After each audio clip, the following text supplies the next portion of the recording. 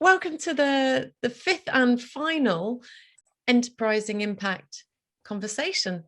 This conversation is a little bit different. It's a lot more informal, a lot more of a dialogue about all the different ways that the experts on the call and professional services can help researchers create more impact from their research. So it's great to have you join us.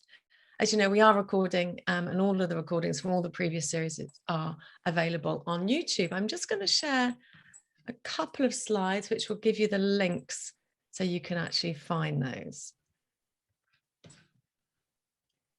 Give me the thumbs up if that's working as it should.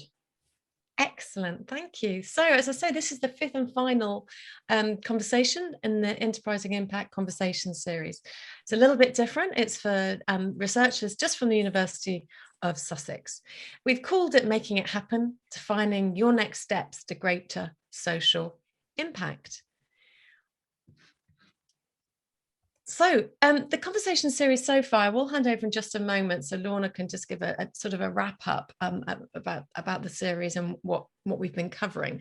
But primarily it's been for social science researchers and professional services teams at the University of Sussex, Bristol, Cardiff, Exeter, York and Surrey, really focusing on three areas: how to create greater social value from research, how to help researchers build their career by supporting knowledge exchange, and helping researchers to connect with specialist advisors and identify practical next steps. And that's what we're all about today. You can find recordings of all of the 5 conversations and also 3 special deep dive workshops on YouTube. So there's the link there. It's a bit.ly link. So if you know the bit.ly link, it's simply EI-conversations-videos. So do go and check out all of those videos. So today, actually, before I introduce the speakers, Lorna, do you want to, I'm just going to go back a slide. Lorna, do you want to just give us a little overview from your perspective of the conversation series? Sure.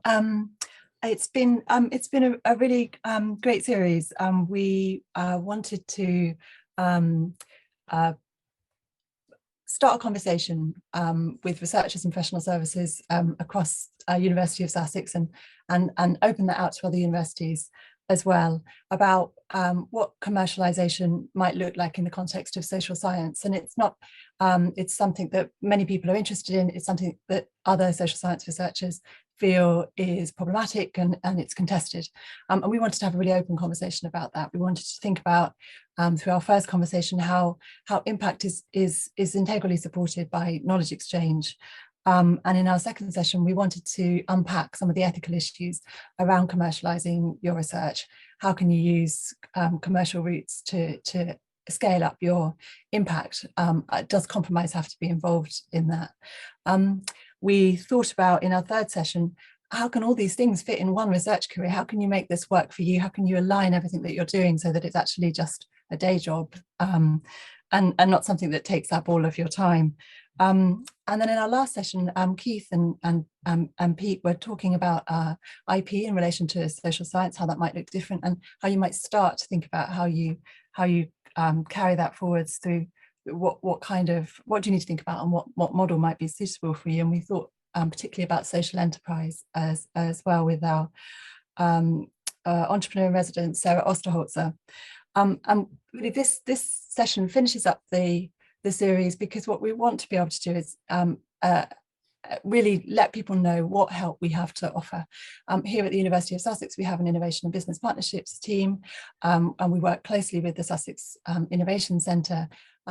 You'll be introduced to everyone shortly, but these are people who are here to be able to advise and help you if you have an idea that you think might be suitable for working with in this way, and you've got ideas for knowledge exchange, ideas for commercialization. These are the people who are here to help. Excellent, thank you. So on the screen are names of our speakers today. So Keith O'Brien, Intellectual Property Business Partner, specialising in innovation and business partnerships. And we've got Kate Thorpe, Head of Business Partnerships from Innovation and Business Partnerships team. We've got Lorna, who you just heard from, who's the ESRC IAA Project Manager, and also Peter Lane, so Innovation Support Manager from the Sussex Innovation Centre. So we're just going to spend a few minutes hearing from each of those experts, really focusing on what they do, why they do it, and I guess how they can help as well. So Keith, can I ask you to go first? Yes, that's fine. Thank you very much. So nice to be on the call and to sort of take part in this conversation today. I'm Keith, the IP business partner in the team based in the Innovation Centre. I work essentially across the whole university in providing sort of intellectual property advice at any stage of an academic researcher's sort of, a project. So it could be right at the beginning, could be right at the end, or at any point. And often the queries come up as at the stage of submitting a grant application and sort of what IP statements or supporting statements are needed to go into that grant application. We can also help at that stage. But primarily we help to identify sort of IP within sort of research. So when someone comes up with a sort of an idea, what IP is relevant to it? Should you be protecting it? How do you protect it? And we advise on all the different IP rights that exist out there, from patents to trademarks to copyright and others. So we can help you to sort of identify IP in your work, and then on from that to protect it. If patents are relevant, we work with patent attorneys to sort of file patents and prosecute them. And then moving on from that, once you've identified and protected your IP, well, how do you go about looking to sort of use that in effective ways beyond sort of, I guess, publishing the research? So we can help you to explore social or commercial ventures. And typically we may do this through some different ways. IP licensing is one way to do that. So providing organizations the kind of the ability to sort of use your research through sort of licensed models. And we can help to negotiate those agreements and to find appropriate sort of companies to be, engaging with, to have those licensing discussions. Perhaps your research is applicable to sort of setting up an independent startup company. So we help in doing that, what we call a spin-out company. And we've sort of helped in the last 2-3 years setting up to 5 companies. So we're very much geared to sort of help in that way. So probably that's the introduction of myself, and happy to take part in this today. Thank you. That's brilliant. Kate, I know that with sort of the list of things that people can talk to you about, we've got engaging with business and funding mechanisms to support it. So tell us a bit more about that and what you do and how you help. Okay, so really my role at the university, and like Keith, I also work across the whole university with interdisciplinary teams of academics from all schools across the University of Sussex. So I act as a bridge between the university and the external partners that might be interested to work with us. And therefore, as a bridge, I'm simultaneously working with external partners to find out what their challenges are and considering how they might be well matched with the expertise that we hold across the university with our body of academics. Simultaneously, I'm also working with academic colleagues to understand their drivers for engaging with business, to understand their ambitions for their research, and how business and outside of the university organisations might play a part in driving impact and funding, crucially, to help support those activities. So in my role, I'm constantly working through 3 points of a triangle, working with academics, business, and then funding mechanisms that can help support that relationship to grow. So it might be finding a first step to work together. So it might be some small pot of funding that will allow us to try working together initially, or it could be that we're looking to develop an existing partnership, in which case we might want to go for a larger pot of funding. So I work a lot with bodies such as Innovate UK, who have funding schemes like knowledge transfer partnerships and smart grants, which are all business-led pots of funding that require an academic partner.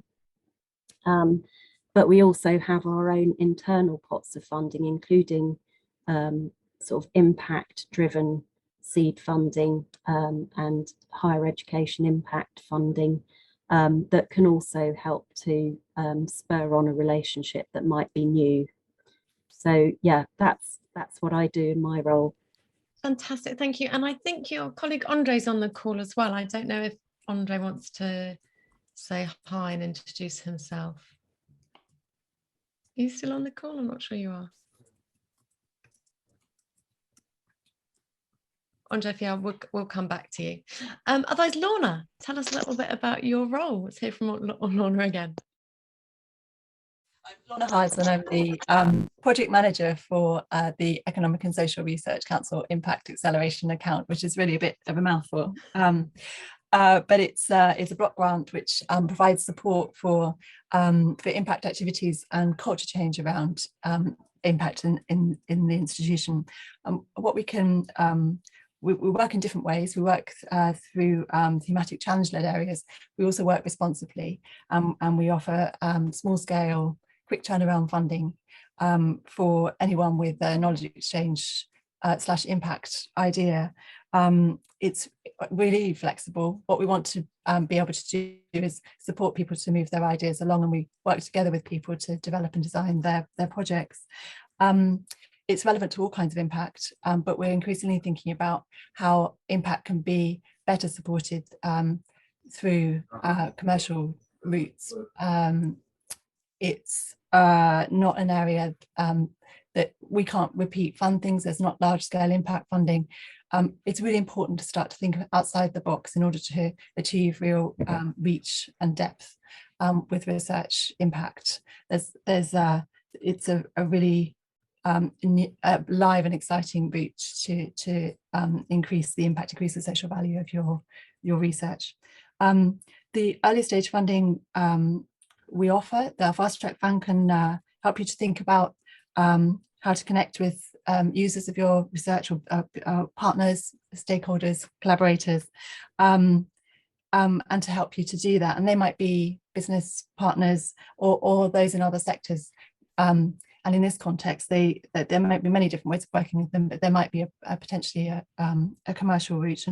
And we can help you to get out there and understand their need and the opportunity, as well as to develop a sense of what you might have to offer and how it might be offered. We can provide funding to get you the support to do that. And we also work in collaboration with our team. We would obviously, as ideas arise, connect in with other members of the team, but also potentially there's space there for a small IEA grant to help you with the development of, for example, something larger with Kate, a KTP application, or sometimes obviously we enable people to do a research network application, but we can be thinking more about innovation funding in this space as well. Thank you. Andre, I can see that you've joined Kate, which is great. Thank you so much. Do you want to say a quick hi and introduce yourself and what you do and how you can help? Hi, thanks, Belinda. Hope you can all hear me now. For some reason, both the mics on my machine and my phone don't want to work. Hi, I'm Andre Mostert, Consultancy Services Manager. So I support the academics to engage in consultancy projects, assist with the contracting and the registering of their projects, and then the invoicing and distribution of the funds across the university as well. So pleased to be on the call. Thank you. Brilliant. Thank you very much. So last but not least, we've got Peter Lane, from Innovation Support Manager from the Sussex Innovation Centre. Thanks, Belinda. My name is Pete Lane from Sussex Innovation. We're a technology knowledge-based business incubator wholly owned by the University of Sussex, based here at Falmer, with another location in East Croydon as well. So we help academics really in many ways, and from the point of view of sort of social science-based businesses, we have lots of different businesses here on site that are based around social science research. Some that have spun out of the university, companies like Interanalysis, working in kind of economic international trade. Mind Lab, which is a kind of psychology-based company where the research originally came out of Sussex many years ago, and other things around education and the like. We specialize in supporting and helping innovators and academics to sort of find and scale market opportunities from their ideas and their research. For us, our support is around providing, if you like, and enabling a discovery journey. From our point of view, lots of people jump straight to the business plan, but my own opinion and a lot of this sort of activity around here is like no business plan ever sort of survives. It's engagement with customers and markets and things. So we're very much around using tools. Some of the processes that I talked about in the earlier event around lean startup and using tools like Market Opportunity Navigator and Business Model Canvas to help explore the potential kind of impact, social enterprise or commercial journeys that people could take their research upon. So within the centre here, we have a team in-house with a wide set of commercial skills and market research skills and practical skills that can work alongside academics. We work very closely with Keith and the Innovation Business Partnerships team to explore opportunities within all forms of research, really. From my own point of view, obviously I have a lot of experience working with the academic projects, worked with many over the years that I've been here. And my passion really is trying to help people discover where there's applications for their research, which are often not very obvious when we first have those conversations. So it's a discovery journey that's very exciting to help people along. Thank you so much. It's great to hear that sort of insight into what you're all doing and how you can help. So ignore the bit that says choose breakout rooms, because we're not going to put you into breakout rooms, but that's just a sort of a headline, if you like, about where our speakers today can help. So we've got a couple of people on the call. I don't want to put you on the spot, but I'm going to put you on the spot.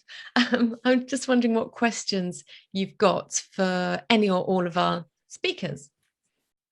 I was partly joining just to learn more, but I'm interested in something I've never done before. I'm interested in perhaps developing kind of knowledge exchange or training workshops where potentially people might pay a fee to participate in them, and especially depending on kind of who they are. So maybe have a kind of mixed thing of it's free for some people, but some people pay if they're sort of employed and they're doing it kind of in relation to that. But I don't have any idea how you go about. I mean, obviously you can develop the actual sessions, but then how you go about making those something that people sign up to, pay for, how that works. Fantastic. Who would like to, have you got questions for Lizzie before you answer, or does anybody want to jump in with some thoughts on that? Pete? I think it's how you go about it, I guess, is really dependent on the audience that you're trying to sort of develop, training and content for. Mm-hmm. And the value, if you like, what's the problem that they're trying to solve by going through this sort of training. There's a whole variety of education that's out there. We have a variety of different sort of areas of training at Sussex, some within the kind of business school and other schools. We'll be running later in the year kind of an enterprise education a series of workshops. And again, that's very much around helping people that come with an early stage idea to develop that, to explore it, and go through a process that, again, I sort of talked about in this earlier workshop of thinking wider about market opportunities that might exist. One of the issues that we often see is people tend to come with a sort of preformed idea of where they think something fits. And it's really helpful for them to perhaps take a step back and think about their abilities, different markets and customer segments that they might work with, both from an impact point of view and also maybe further down the line from commercialization points of view. And that kind of adheres to the fact that, most companies, when they start or experienced entrepreneurs will tend to have several different market opportunities or options, if you like, in mind, because when you start engaging outside of the building, you almost certainly will get some pushback, some rejection, some pivoting, if you like, that kind of goes on. that you'll need to kind of react to and be flexible to. So that's why we particularly recommend and take people working through a sort of a variety of different tools that are kind of accepted routes, if you like. And tools are great because they tend to take the individual and create a dialogue that is easily shareable and allows people to build a team. And one of the things that I'm really passionate about is that people often that come with an idea tend to be an individual. And to make that idea a reality, you need to engage people with other skill sets, other connections, other networks, those sorts of things in order to develop it further. So very happy to talk to you about, how you could kind of go about those sorts of things. It's something that we do quite a lot of, both within working with Sussex, but also with working with businesses as well, on a much wider scale. Okay, thank you. Anybody else like to come back on that? It sounds as though this is the right point, isn't it, to have a kind of a deeper conversation, Lizzie, with kind of, the individuals here, even sort of after today, and for us to kind of, I guess, sort of delve deeper as to kind of what you would like to do and sort of what sort of opportunities there are to kind of grow this opportunity. Because, the question I would have back is to kind of why you would like to sort of offer sort of training workshops and who they would be to, and sort of are there any other sort of aspects of your kind of work or research that could be offered, in addition to or outside of sort of doing a teaching workshop for somebody? Is there something you could collaborate with institutions in another way that might be sort of an additional to kind of offering some kind of training workshop? So that would be something I think would be great to know a little bit more about the sort of the subject matter of your kind of research, and sort of whether there's more perhaps collaborative opportunities, or even sort of ways in which people could actually use your research even now in other aspects. So that would be something which I think would be good to know more about. And I guess obviously from an IP angle, to know whether there's what IP might be relevant to your work. Obviously for social science areas, in my previous talk, I talked about sort of the IP rights which are particularly relevant. So to really identify which ones of those would apply to you, and whether they could sort of be used in a way to, add or identify some additional sort of value, I guess, to sort of what it is that you would plan to do. But yeah, I think it's that's kind of, I guess, the things that I would like to probably add to a conversation that we could perhaps have even after today. Thanks, Keith. Nora, I know you've got your hands up, and I'm going to come to you in just a moment. I just wanted to welcome people who are joining us as we're talking, and we just really, it's a really informal session, an opportunity for you to ask our speakers today any questions that you have on research and intellectual property, engaging with business and funding mechanisms to support it, ESRCIA funding for knowledge exchange and commercialization activity, and also anything around next steps and commercial models. So those just some or any other topics, I guess, that our speakers could help with. So we will come to you for your questions. But Lorna, I know that you had a thought for Lizzie as well. Well, Lizzie's actually she's an IAA award holder as it is. It's really nice to put a face to a name, Lizzie. Is what you're thinking, the training that you're thinking about, does it relate to the work that we've previously funded? It does, yeah. So, or it would, if it was possible to get it off the ground. So the IAA grant was about having some knowledge exchange workshops, basically about the death penalty in the Caribbean. However, we've done 2 of those now, and we'll do a final one. They're kind of discussions with kind of lawyers, or sometimes people who work for NGOs and stuff like that. And actually what's come out of it is that other types of sentencing for murder are kind of more likely to be issues that people want to know more about, because the death penalty isn't actually, you don't need to know all this background, but the death sentence remains that people aren't actually executed, but increasingly there's a use of long life sentences. And so what seems to be coming out of what we've spoken about so far is that that's probably the more important issue, and kind of keeping an eye on those sentences and ways that, you know, kind of they could be limited, perhaps. So we're still in the process of thinking about kind of further research we would do, which would probably be more about that issue, but then how we would communicate it to people who are interested, and partly how we wondered if we could fund some of it through also holding workshops where some people paid. I do work with somebody who's based in the Caribbean and then someone who's based in Ireland as well on this.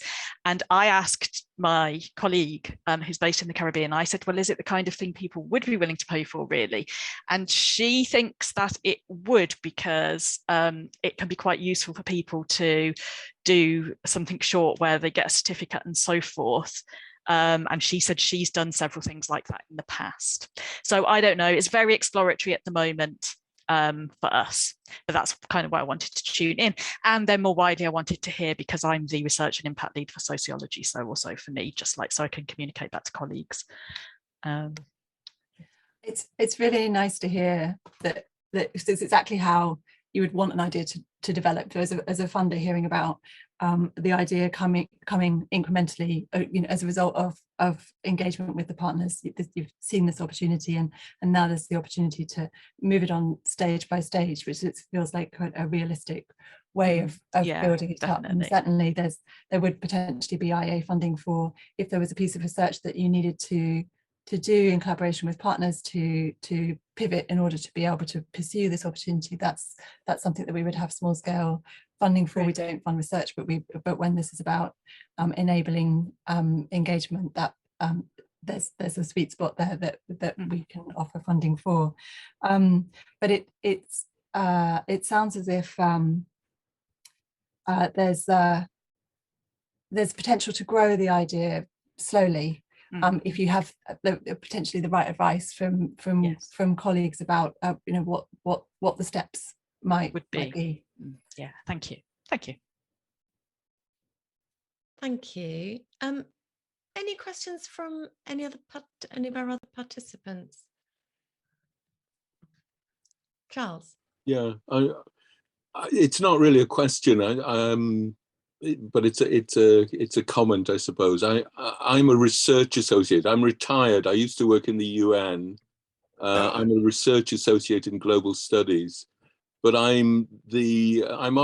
they have something called the Impact Assessment, Global Studies Impact Assessment Board, which is made up of people who are working in the government, NGOs, and people like me, ex-UN, and we meet every year to look at kind of research and give them guidance on impact. So I just saw your email come round and I thought you looked really interesting, and I wish I'd seen the other ones. And so I just came to listen to it. But I suppose my comment is, I don't know how much the people in global studies say know about you, and are you on their radar? How much they're, and you know, so I just came because I'm on this Global Studies Impact Assessment Advisory Board, you know, so we meet next week. In fact, we meet once or twice a year, so we're meeting next week. So I saw you were here, but I'm not sure if you're on their radar at all. And but I saw, you know, you mentioned this thing about the international trade, so that was kind of interesting. And Lizzie's just mentioned this thing about the Caribbean, which also is interesting. But I suppose my comment is, you know, how do people connect? And I think all the academics are kind of run off their feet totally. And so, you know, they're probably pretty blinkered because they've just got so much on their plates. But, you know, I think what you're saying, and when you all introduced yourselves, was extremely interesting and has a lot of potential. Anyway, that's what I'd Great to hear. say. Great. Can I respond, Charles? It's really great that you're here. I'm delighted that you came. I think it's this is an engagement program that we've been running. Sometimes we've had big groups. Today we've got a small group, but it's all about getting the message out, but more broadly, but within Sussex as well. But this is a way of working. We should be carrying this in our mind as a possibility, so that when the potential project, it might be right for working in this way, it's in our minds, as researchers' minds and professional services colleagues, and also to introduce everybody, the team, and hopefully so that they are better known. If you've missed the rest of the series, it's all on YouTube. So and we will you're more than welcome to watch it there, and we'll certainly reshare it with everybody in global studies. I think it's you on the impact assessment board, you're really in a position to, we're trying to sort of build a network of advocates for thinking outside the box and working differently potentially, and looking beyond the usual sources of funding, because there aren't necessarily sources of funding for this kind of working. And so that's why it's worth thinking about a commercial route, whatever model that might take, whatever works according to your audience, etc. And if you, as someone who's in that conversation, is able to say, have you thought about this? Have you thought about doing this as a social enterprise? That would be a way for you to get this out to more, in more countries, more organizations. Then that would be a really, if you were to put that view, that would be a really great thing. That's Okay, really I'll put that view. I'll say they should look at it. I'm not sure if they have, but fantastic. And Charles, I've just put a link to the videos of the previous sessions in the chat as well. Okay. For the sake of the recording, it's a bit.ly link, which is EI-conversations-videos. There's also a podcast as well, which you called Enterprising Researcher, which you can find by searching on Spotify as well. Pete, I'm not trying to put you on the spot. I just thought you looked like you had something to add, but don't worry if you don't. No, we have engaged myself and Keith with global studies and things in the past, and obviously in examples like interanalysis, Charles, that Michael Gazordiak leads. It is interesting examples, if you like, of way the university helped in the case of interanalysis to develop the TradeSIF software that they developed into a more commercial product, and then they sort of built consultancy and stuff on the back of that as well. So that was very much them working with the university to be able to bring something like that to a commercial level, which has been working very successfully for years, and has also sort of double leveraged not only on a commercial level but also on leveraging grant income and international kind of connections with the university and things. So there's a whole variety of things, and I think Keith will agree with me. A lot of this starts with this kind of conversation and discovery to start with, to find out where some of these opportunities could fit. And particularly for me, it's understanding the why of the academic that's actually involved. What do they want to achieve? Why do they want to get involved? Because that kind of helps to drive an understanding of ambition of where they want to take it. And as you say, that sort of dovetails into everyone's pushed for time and all that sort of stuff. So you have to build a strategy to start to take some of these things forwards. It's very difficult to just pile it on top of everything else that you might be doing in your current position. So but we're available to kind of get involved in those conversations through Sue Baxter and the Innovation Business Partnerships team. So if that's something that interests yourself or any of your colleagues, then please get them to sort of come through that route or through Lorna, and we can start that conversation. Thank you. Thanks. And do other people on the call do shout if you've got other questions? Otherwise, I'm hoping that our speakers have some questions for each other.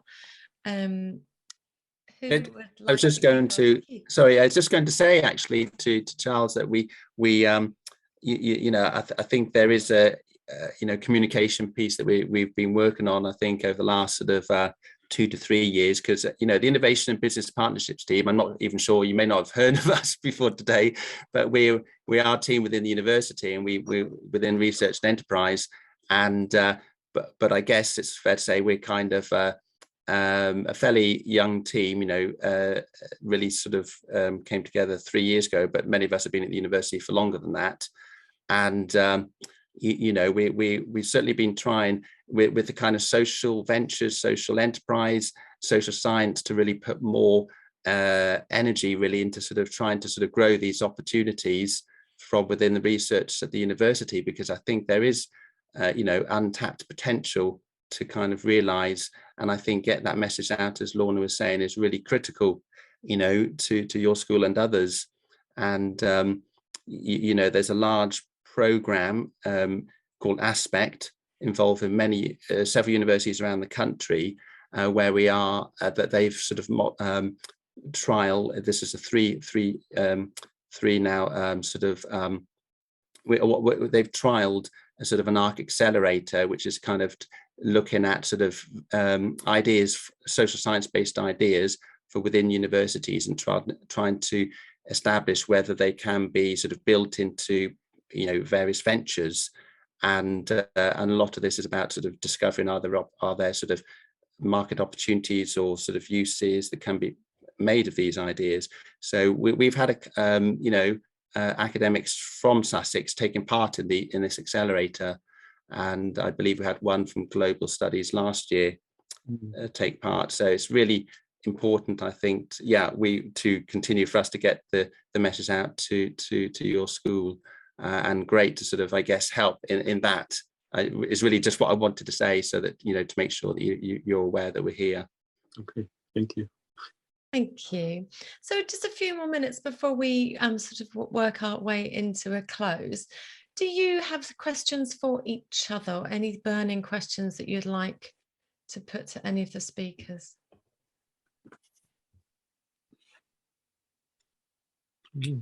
No, no problem.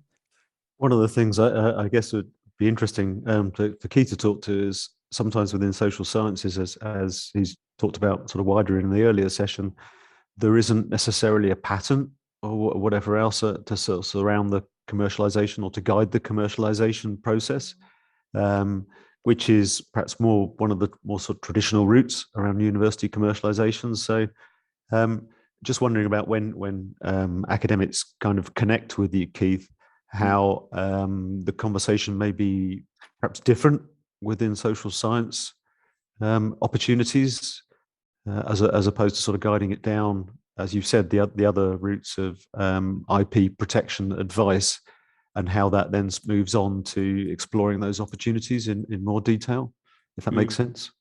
Yeah, I think it's the conversation often starts at a sort of the same point, in kind of trying to discover, is there any sort of way to, I guess, in some way protect the sort of the research that is being sort of produced, and there may be sort of a particular sort of outcome that's it could be sort of like an experimental result, it could be some sort of methodology, some Excel spreadsheet, some it could be something like that. And sometimes it's quite difficult to sort of just give some particular advice as to kind of identifying what can be protected. But there's this kind of partly thing, I guess, with social sort of science-based ideas, but there's certainly IP that applies.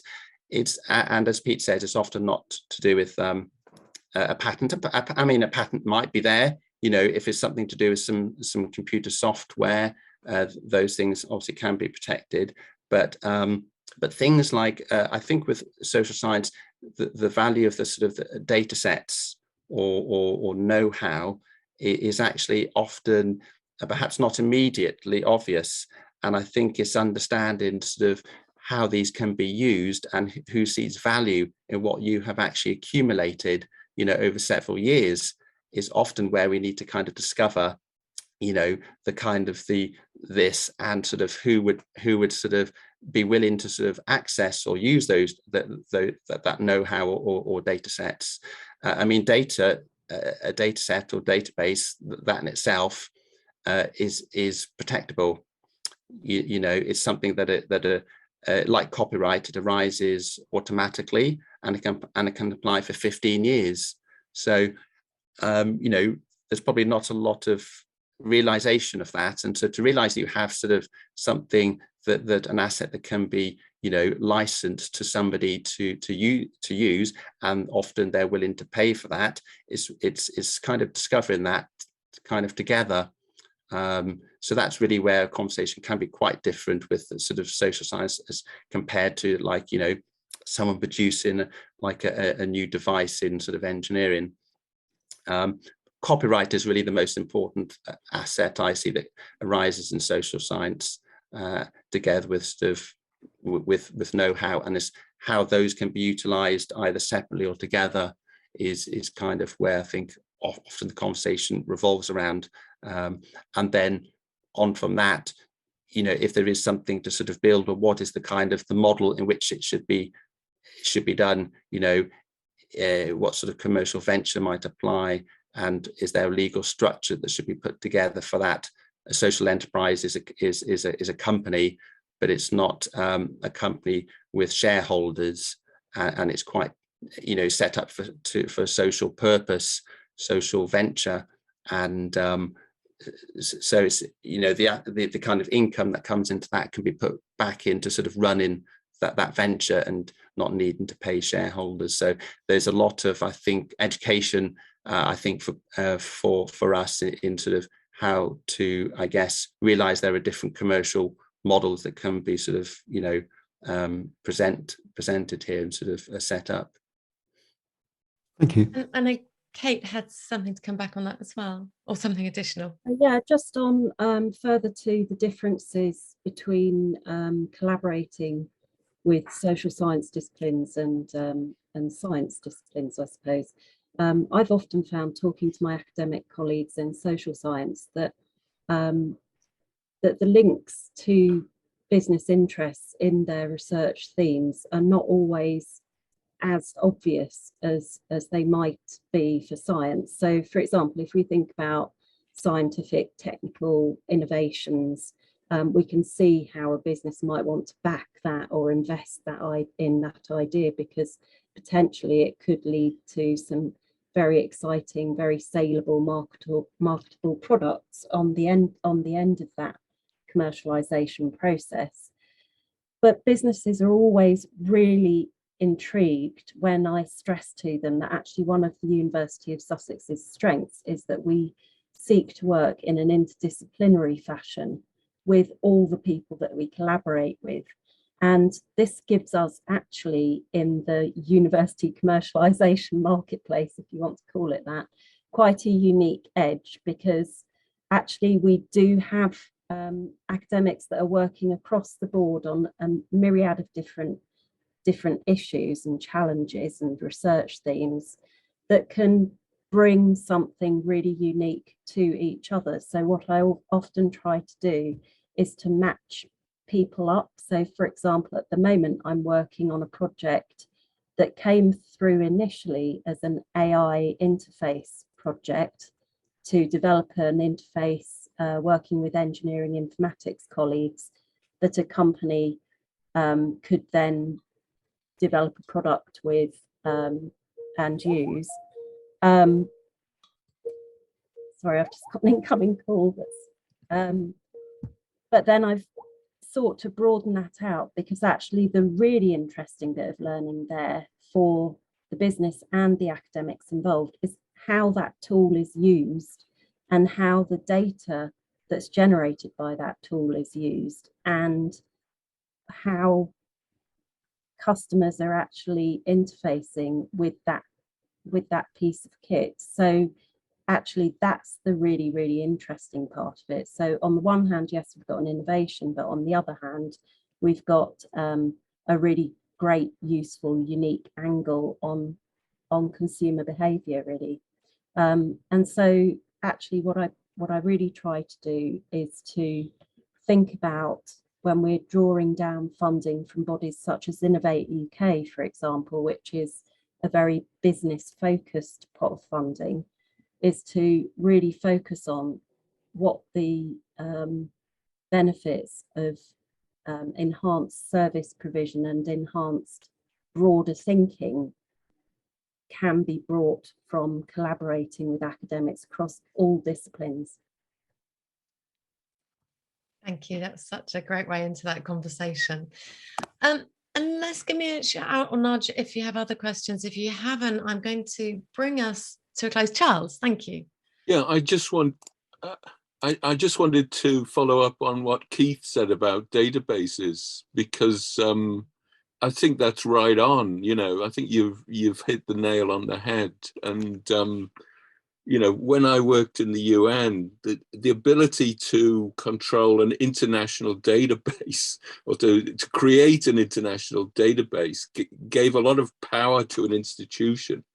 And then access to these databases was extremely, one thing was creating the database and amassing the data, but another thing was using it.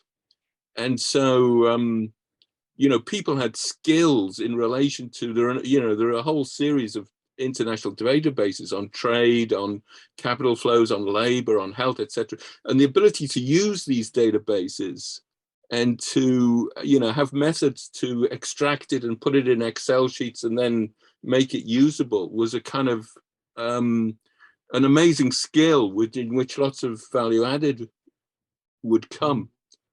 And so I think databases, I think that's really putting the nail on the head. I think the other thing which people did who were working in the UN is they would set up, when they left, they would set up a consultancy firm related to giving economic intelligence advice. And so something like, I think it's Oxford Analytica would, you know, they would give intelligence. But I think databases is something really important. But I think once again, the academics, they've got so many things, and it's very difficult, I think, for them to, you know, it would have a lower priority, I think, although it could be extremely useful than their research. But anyway, the databases, I think, is really important. Thanks, Charles. Can I respond, Belinda? I think I just wanted to come back on the point that it having a lower priority, and that's something that our third session was really all about. We can't ask academics to pursue this for the sake of it.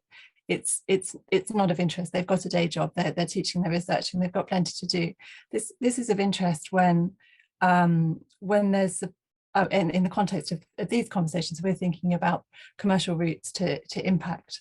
This is about there being a change that can result from research, and this being a route to achieve that. And so that's for the crowd we're talking to, it's likely to be about what difference can be made in the world through pursuing impact through this route, and that would be the motivation. And it's only if these the methods and the motivation, the goal align, that it would be, you know, something for people to pursue, because obviously people can't do everything. And I think we're really keen to think about what manageable models there are that enable people to do that. And we've had presentations on, for example, licensing as a model and as a way to get your work out there, and that could be for profit or not for profit. As Pete was saying, thinking about your team, that's a really important thing. Who do you work with? This, you don't have to be a lone wolf to do this. You need support. You need support from people like the IBP team. You need support. You need to think about who else you might be working with. I don't know if anyone else had a response on that as well. No, just to agree with entirely what you've said, Lorna, and I think you know, it obviously there are, you know, academics who really want to sort of explore, I guess, the commercial viability or potential for something to deliver impact, and that's really ultimately, you know, when we sort of, I guess, support academics, they have to as well really want to take the kind of this opportunity in the lead, you know. So we need them to kind of really step up to do that. And there's obviously some that will, you know, really want to do that, and others perhaps that find that, you know, not necessarily what they wish to do. So, but I guess, you know, yeah, that I completely understand there's going to be many that perhaps don't appreciate, you know, how some of these things can be sort of protected and brought forward. But, you know, where people wish to sort of discover that and work with us, you know, we're kind of here to help them realize, you know, the potential that might be there. And, you know, and some, it's a discovery, you know, and some things work, some things don't work, but we always learn along the way. Thanks, Keith. Kate? Yeah, I suppose rather than seeing knowledge exchange as yet another job that the academic has to fit into their already massively overcommitted workload. In fact, if we start small with collaborative projects, not just with business, but with any sort of external organisation, then this can be about building an impact from the very beginning of the projects that you're working on. So it is intrinsically part of research. So you're doing research and knowledge exchange and showing through knowledge exchange the impact that your research can have on an external community. So it doesn't need to be an extra thing that you've got to think about. It's just another way of doing what you're doing. Mm. Thank you. So I'm going to bring us to a close. Charlotte is going to launch a quick poll for our attendees behind the scene.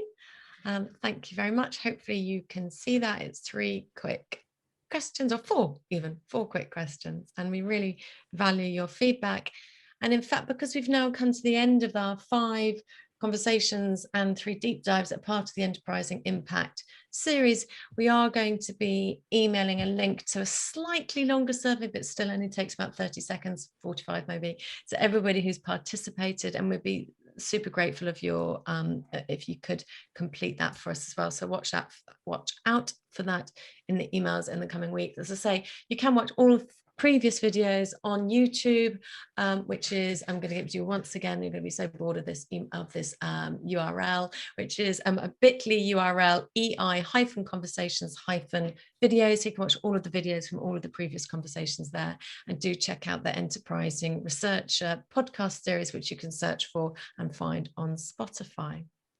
That's it from us. Thank you so much for everybody who's participated in today's session and all the previous sessions as well. We've really thoroughly enjoyed the conversation.